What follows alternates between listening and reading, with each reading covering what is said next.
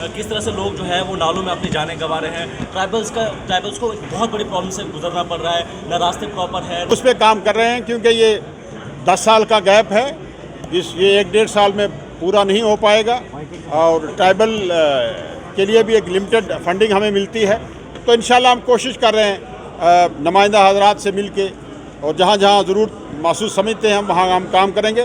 इनके रूट्स के लिए मेरा फॉरेस्ट डिपार्टमेंट काम कर रहा है। इनके रूट्स की जो इनका परमानेंट रूट्स इनके जो ट्राइबल के हैं बेहतर रूट्स हों, इसके लिए हम काम कर रहे हैं। फॉरेस्ट डिपार्टमेंट भी इस पर काम कर रहा है और मेरे दूसरे डिपार्टमेंट भी काम कर रहा है। सरकार जो है मरकजी सरकार जो है काफी कर रही है, क्या इसके पीछे कोई खास वजह है स्टेट की बहाली के लिए?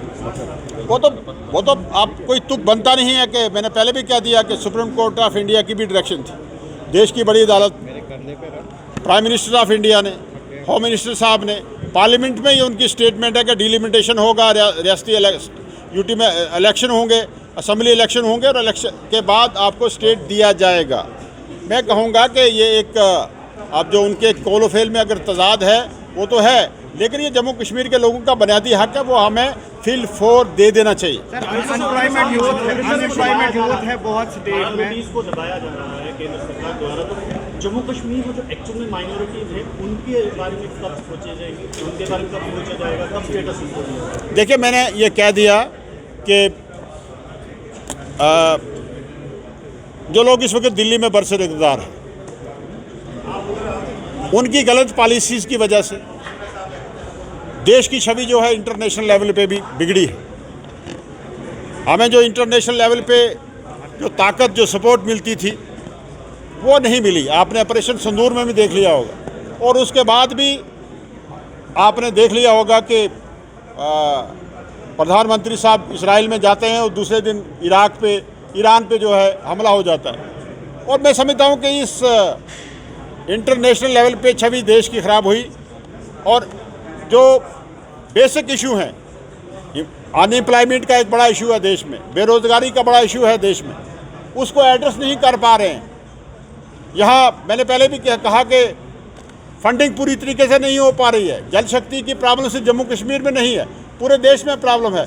ये अटेंशन डाइवर्ट करने के लिए ये हिंदू मुस्लिम का, मैं समझता हूँ कि ये हिंदू मुस्लिम कार्ड खेलना, माइनॉरिटीज़ को दबाना, ये जो असल मुद्दा है उससे अटेंशन डाइवर्ट करने की एक पॉलिसी है। जम्मू कश्मीर में जो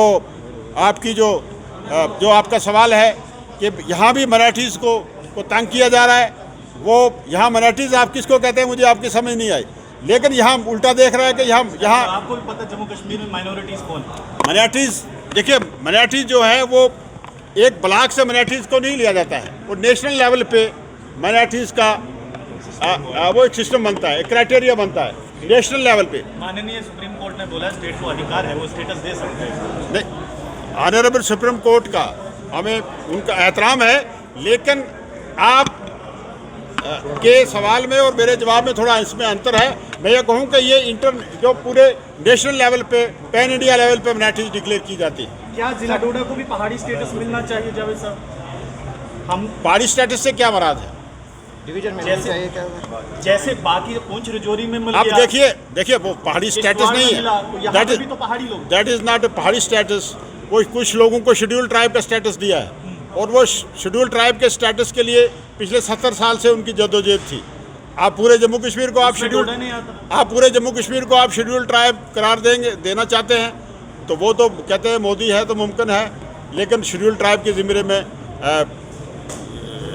ये हर एरिया नहीं आ सकता। सर, चिनाब वैली को डिवीजन के स्टेटस पे आप क्या कहेंगे, मिलना चाहिए स्टेटस? देखिए, अभी हम बड़ी लड़ाई लड़ रहे हैं, अभी हम रियासत की लड़ाई लड़ रहे हैं, रियासत के तशख़्ख़ुस की लड़ाई लड़ रहे हैं। तो इंशाअल्लाह ताला ये सब चीज़ें जो हैं, ये जो आपके डिवीज़न हैं, रीजन्स को, ये सब रीजन्स को एम्पावर करना, ये नेशनल कॉन्फ्रेंस का एक मंशूर रहा है। बड़ी लड़ाई हम जीत जाते हैं तो इंशाअल्लाह इस पर हम